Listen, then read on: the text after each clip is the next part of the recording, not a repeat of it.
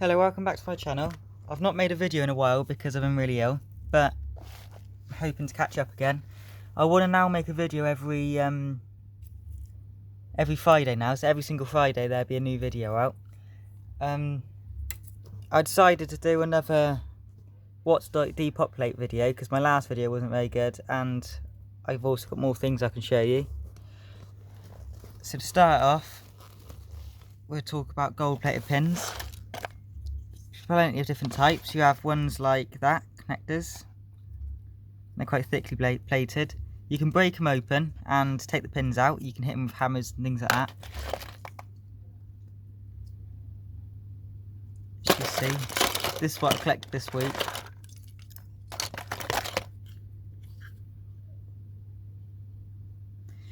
Gold-plated pins can yield anywhere between 0.05 grams and up to maybe 8 grams on some really good ones, but ones like these will probably yield about 2 grams of gold per kilo. To process them, you can either break them open and take the pins out, or you can process in the acid with waste acid, which might be shown on another video in future. Some plated pins are actually honey bronze and doesn't actually contain any gold. Anyway, the next thing is fuses. I think all these fuses are broken because I was looking for silver bond wires. I'll get back to fuses later so I can show you all them. Now we have crystal oscillators. These come in all different types. You have square ones like that.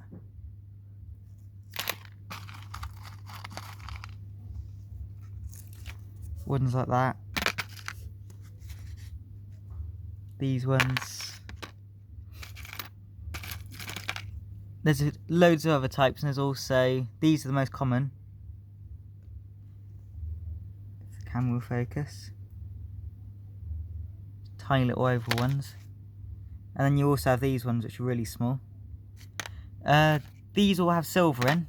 Sometimes they have gold, but it's quite rare. They're not really worth breaking open unless you can find a way of maybe shredding them and using a magnet to remove the casing. But they only yield about 8 to 10 grams of gold per kilo. If I remove them anyway, because people maybe want to buy them. Things like that. Next we have the little switches, tactical switches. They're like the little buttons you get. My camera's really bad today. You can press it and it clicks. Anyway, inside you get these, which most should be silver plated inside. And there's also a little disc, which isn't always gold plated. It's quite rare, not gold plated, I mean silver plated. It's quite rarely silver plated, but I save them anyway. I'll see if I can... Whoops.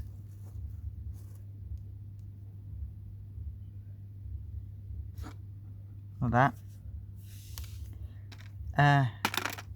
These ones yield not E-Waste, 909 Dusan made a video on it, and I think he got something like half an ounce per kilo of these, and they're quite heavy. The way I do them is burn them, smash them up, and then use a magnet to remove the steel, but I also go through the steel and remove the little discs, so I think they're worth saving. Next we have MOSFETs, surface mount MOSFETs. These are like little ICs. Sometimes they're stuck up the board like that, sticking upwards, and sometimes they're stuck down with solder. Just over half the weight of these are copper, because obviously you have the big copper chunk on the back. The way I do these is burn them, smash them up, and then you can get the copper bits out, and the ash at the end has gold, a bit like ICs do, but these only have 3 gold bond wires. It takes 20 kilos of these to get 1 gram of gold, so it's barely worth saving for that. But for the copper, it's great for copper. These obviously don't have copper, sometimes they don't, and they're not the best.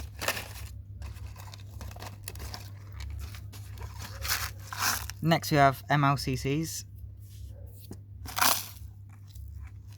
You can see, they're all different sizes.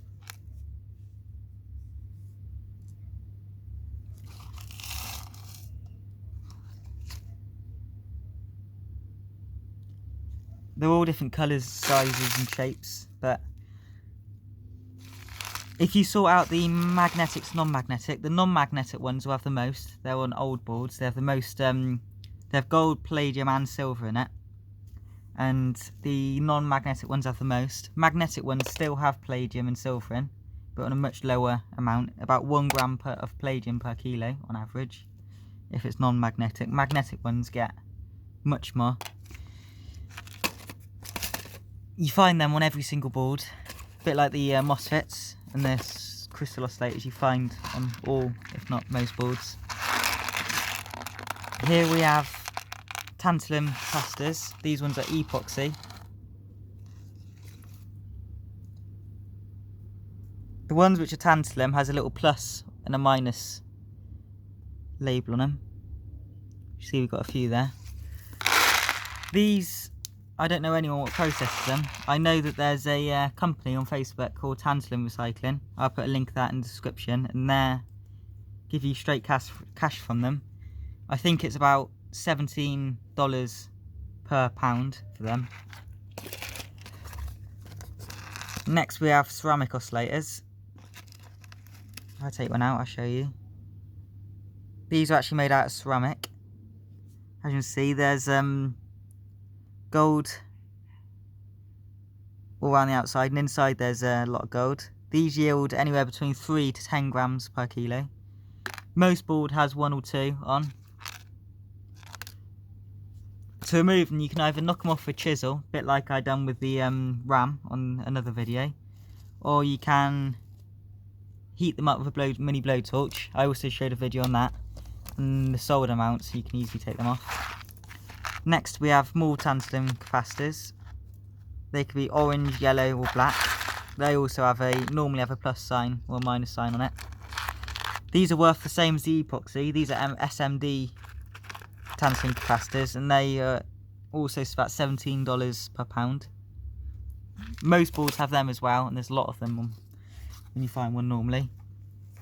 Next we have the CPU slots, the little slot CPUs go in.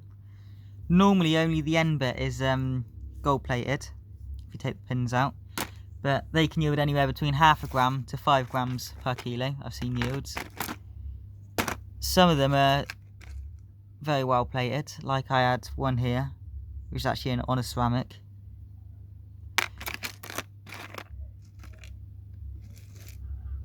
The big ones like these was originally would have had a ceramic CPU in, and the little pins are like that, and there's thousands of them in each one. They're the ones which will yield the highest amounts. Next we have dip chips. You find a lot of them on boards. Sometimes you'll find a lot of them next to each other, or they'll be put into a slot, and sometimes they're soldered down. These ones are probably the worst chips out of all of them. They can yield less than 0.5 gram sometimes, and it's rare they yield over 1 gram. There's some ceramic ones you can also get, and it will have a little glass box inside under the sticker. This one's not, and they can often have gold bond wires on, which are easily you can just scratch them out if you really needed to. But most of the time they have a ceramic, aluminium piece. And then you have the other ICs. Don't know if I got any out here. I think most of them's inside, like a little IC. You get other ICs. They normally yield about 1 gram on average if you had mixed IC chips, like RAM IC chips and things like that will yield about 1 gram. And you also get the RAM BGA chips, which stands for ball grid array, which are the ones with the solder on the bottom, and they should yield about 3 grams. I've known people with 1 gram per kilo, but normally they yield about 3 grams per kilo. Then you also get there's some silicon chips you find on RAM, which easily break. They're normally on more modern RAM, and they can yield up to 5 grams per kilo. They're much better than most other ones. And then obviously there's the quad ICs, which can yield anywhere between 2 to 5 grams per kilo, and you can also get BGAs, which is not on here. Normally there's a little graphite piece, I've knocked it off. These ones you'd normally yield about 6 grams per kilo. And then you'll also, these have there's a little bit of gold in the corner. Normally it has little gold, you can't really see. Gold going around the outside. Next we have copper bearing stuff. Obviously you can get large motors, but they're obviously not on boards. On boards you often find, normally on the yellow or orange boards, pieces like that, and that has copper similar to a large motor would, copper wound inside. You can find them all different sizes. You can find big ones like that, or little ones like these. Also you can find these, which is also copper. So you can find them all different colours. Sometimes they can be yellow and things like that, and it's just because it's been coloured on the outside, so it can still be sold as number 2 copper in scrapyards. Sometimes they're aluminium, so you can scratch them. It's good to scratch them just to see. And if they are aluminium, you can still sell them as a copper motor price at most scrapyards. There's all sorts of different types like that.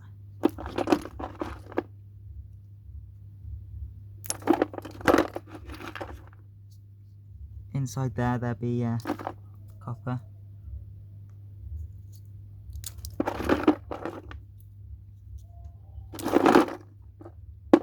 Also you'll find things like that on motherboards, and if you break them open they'll have little copper windings in.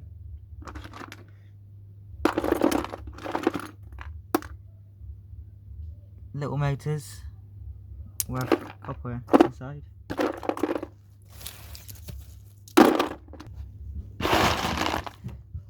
Next we have capacitors. There's all different sizes and shapes. They're just aluminium. Some have gas in, some have like a liquid. They can be sold as dirty aluminium in scrapyards. It's not worth cutting them open to take the aluminium out. But most boards have a lot on them, so you can save kilos up easily. Most people don't remove them because they can sell the board with the cheaper things on for good money and only remove the expensive stuff, but I remove everything and save the boards, depopulated boards, for copper recovery.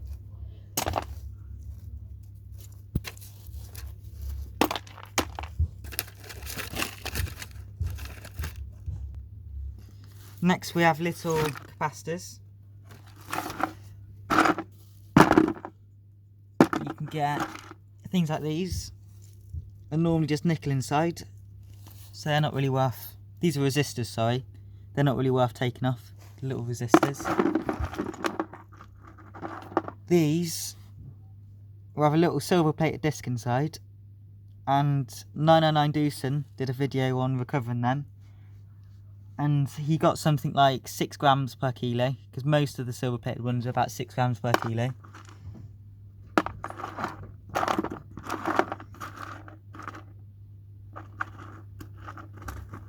The blue ones are the same, all different sizes. You can get giant ones as well, little blue ones, like that. And these reddy looking ones, red ones.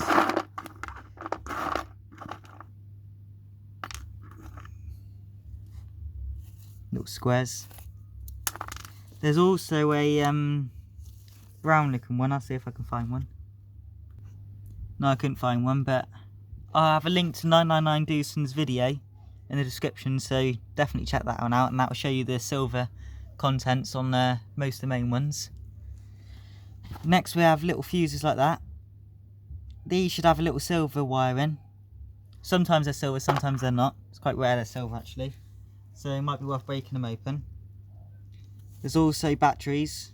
These are just lithium.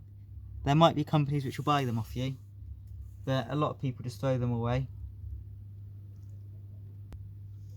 Here's an example of a board. The outside of here is silver. Sometimes you find gold colour ones. This silver is not actually silver, it's most likely to be tin. That's the BJ I was talking about. That's it with the top, which yield about 6 grams per kilo. These little BGAs are like the ones you get on RAM, and they yield about 3. They're about the same. And then you have these. If you break them open, they'll also have copper woundings in. Then you have little slots like that, which has gold, little gold pins. Loads of MLCCs, which nearly every board has. That's obviously the ICs I was talking about. That's about it for that board. It's obviously tantalum, the SMD tantalum I was showing you. Next we have these. These are actually in hard drives. You know the arms on hard drives, they running down the side. I don't know if you're going to see them very well. Don't know what's wrong with my camera today. But they're little gold colours. There's normally about 6 running down the side of your hard drive. The wires inside there should actually be pure. So they can easily be put into hydrochloric acid to eat the aluminium on the outside of these little pieces, and then just mounted. These are the little strips what come off the top of TV screens, LCDs, and that long line is a vertical IC chip, and they can obviously be recovered with your IC chips. Next there's those yellow IC chips. They don't actually have any gold, they're nickel. These are little silver capacitors as well.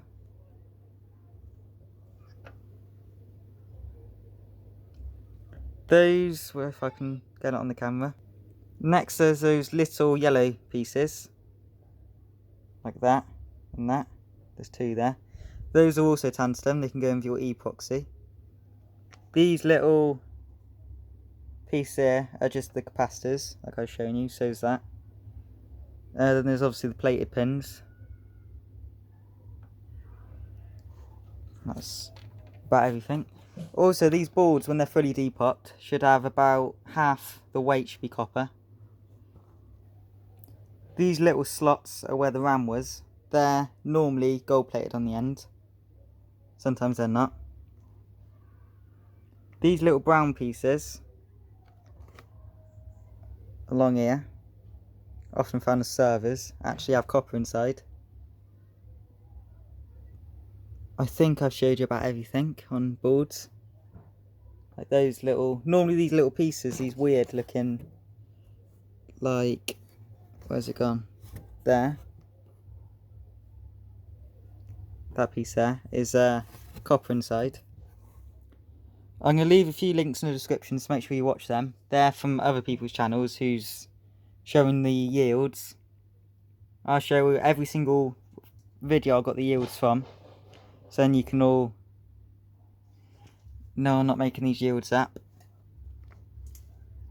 I'm making a video now every Friday, like I said earlier.